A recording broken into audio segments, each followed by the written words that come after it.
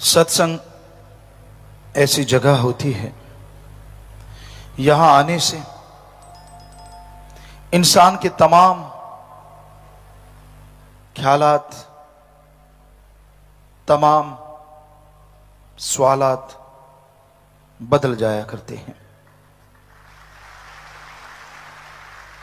सच्ची श्रद्धा भावना से सत्संग अगर कोई सुनता है तो जन्मों जन्मों के पाप कटने शुरू हो जाते हैं। सत्संग में आओ, ध्यान से सुनो और फिर अमल करो। जो इंसान अपने पीर फकीर के वचनों को नहीं मानता, जो इंसान सत्संग सुनने के बाद भी रूहानियत को मजाक समझता है, पूरी जिंदगी मजाक बन जाती है। दुख परेशानियों का, नरकों का कारण बन जाती है। इसलिए सत्संग सुन के उसको अपने जीवन में अपनाओ तो जिंदगी में बहारें आ जाती हैं। सत्संग इंसान को वो निगाह बख्शती है, इंसान को वो विचार देती है जिससे परमपिता परमात्मा कण कण में, जर्रे जर्रे में मौजूद उसको महसूस होने लगता है और सत्संग पे अमल करते हुए एक दिन उसे नजर आने लगता है। इंसान का विल पावर, आत्म बल सत्संग में बताई गई विधि के अनुसार चलने से बेइंतहा बढ़ जाता है। तो अगर आप अपने जीवन में खुशियां चाहते हैं, अगर आप अपनी जिंदगी को खुशनुमा करना चाहते हैं, तो सत्संग सुन के उस पे अमल करना सीखो। इंसान कहता है, कई बार आपको पहले भी सुनाया, मैं गुरु को बहुत मानता हूं, लेकिन दुख इस बात का होता है गुरु को मानता है लेकिन गुरु की एक नहीं मानता।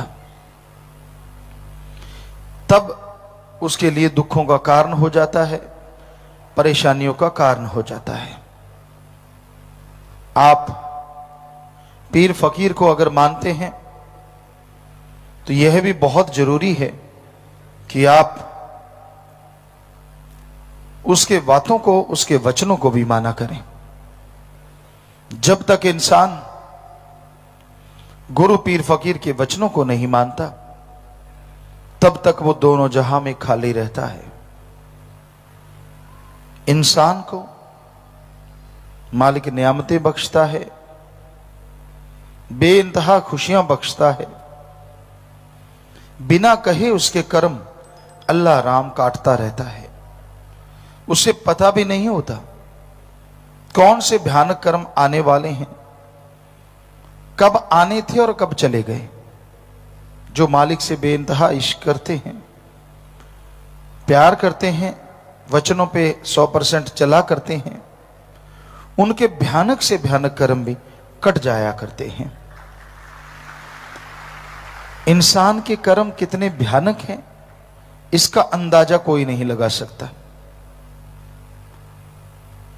कई बार इंसान सोचता है, मैं सत्संग सुनता हूं, सत्संग में बैठता हूं, मेरे तो कर्म कटते रहेंगे, कोई दो राय नहीं।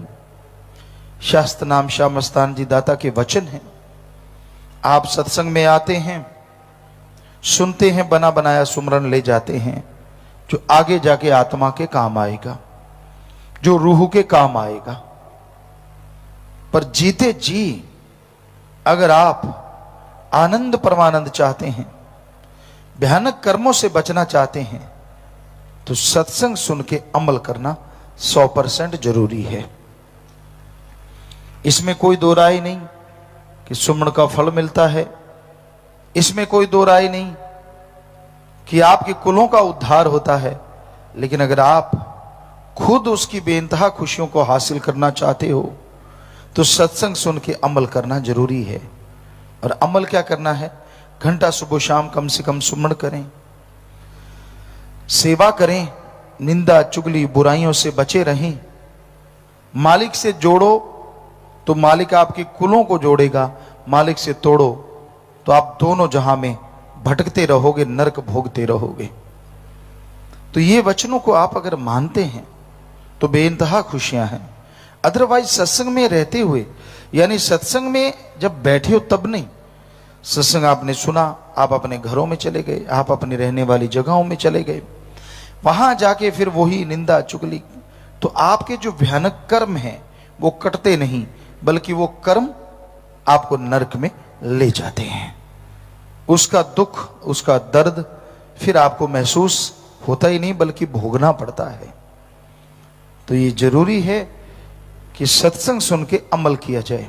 कई बार इंसान सोचते हैं, कोई ना कोई सवाल भी उठता है कि यार फलां आदमी सत्संग में रहता था, बड़ी सेवा किया करता था, वो मालिक से दूर क्यों हुआ? तो शायद उसका जवाब आपको मिल गया होगा, जो हमने अभी अभी बोला। सत्संग सुना, सुमरण का फल मिला, आत्मा के खाते में जमा हो गया, लेकिन सुन के अमल नहीं किया तो उसको इस जन्म में भयानक कर्मों का सामना करना ही पड़ता है। उसे कर्म भोगने ही पड़ते हैं, चाहे वो सेवादार क्यों ना हो, चाहे वो सत्संग सुनता हो, फल तो उसको मिल रहा है। लेकिन अगर वो अमल नहीं कर रहा तो झोली फटी हुई है, रहमतें आती हैं चली जाती हैं, आती हैं चली जाती हैं। इसलिए अमल करना जरूरी है। अगर आप मनमता चलते हैं, मन के कहे अनुसार चलते हैं, तो भाई फिर कर्मों का बोझ आपको उठाना होगा। पीर फकीर तो बहुत बचाते हैं, वो तो हर तरीके से बचाते हैं, हर एंगल से इंसान की नरक में न गिरने की सुविधा बना देते हैं, तरीका बना देते हैं। पर कई लोग ऐसे भी होते हैं कि वो संतों के वचनों को सुनते नहीं, मानते नहीं।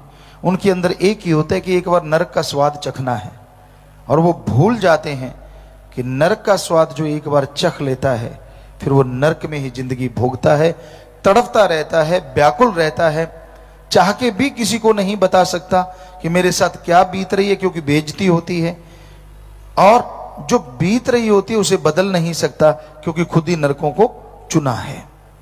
तो इसलिए सत्संग सुनते हो, फल मिलता है, लेकिन अमल करना जरूरी है।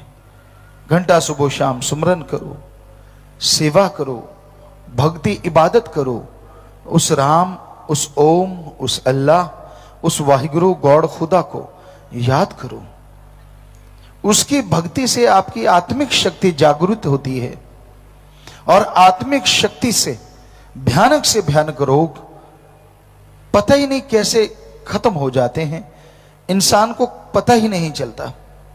तो इसलिए अपने रोगों को बदलना है, आने वाली भयानक बीमारियों को बदलना है, तो मेडिटेशन करो। डू द मेडिटेशन कंटिन्यू,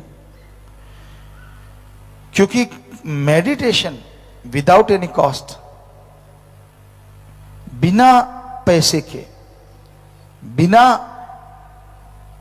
कपड़े चेंज किए किया जा सकता है। आप जैसे जैसे मेडिटेशन करते जाएंगे, आप जैसे जैसे गुरुमंत्र नाम का जाप करते जाएंगे, वैसे वैसे मालिक की दया में रहमत आप पे बरसती जाएगी। तो अपने अंतःकरण की सफाई करो, पीर फकीर के वचनों को मानो। क्या आप सोच सकते हैं कि वो कभी किसी का बुरा करते हैं? संत बुरा करना तो दूर, किसी का बुरा सोचते नहीं, चाहे वो उनको गालियां क्यों ना देता हो, उनको गलती क्यों ना बोलता हो। तो फिर आप सत्संगी सोचिए, आपके लिए पीर फकीर बुरा क्यों कर सकते हैं और क्यों कह सकते हैं? आप मन की वजह से दुखी हो सकते हैं, या मनमते लोग आपको गुमराह कर सकते हैं, पर पीर फकीर कभी किसी का बुरा नहीं करते। वो हर किसी के भले की बात करते हैं, हर किसी का भला करना चाहते हैं। करवाने वाला करवाता है या नहीं करवाता, ये इंसान पे निर्भर करता है। तो इसलिए हमेशा ध्यान रखो, पीर फकीर जो बात कहते हैं वो भले के लिए कहते हैं, भला करते हैं। जो सुन के अमल कर लेते हैं उनका भला होता चला जाता है। ਧੰਨ ਧੰਨ ਸਤਿਗੁਰੂ ਤੇਰਾ ਹੀ ਆਸਰਾ। ਗੁਰੂ ਜੀ ਦੀ ਪਿਆਰੀ ਸੰਗਤ ਨੂੰ ਨਿਵੇਦਨ ਕੀਤਾ ਜਾਂਦਾ ਹੈ ਕਿ ਹਰ ਰੋਜ਼ ਸਤਸੰਗ ਸੁਣਨ ਦੇ ਲਈ ਸਾਡੇ ਚੈਨਲ ਡੇਰਾ ਸੱਚਾ ਸੌਦਾ ਨੂੰ ਸਬਸਕ੍ਰਾਈਬ ਕਰ ਲੈਣਾ ਜੀ।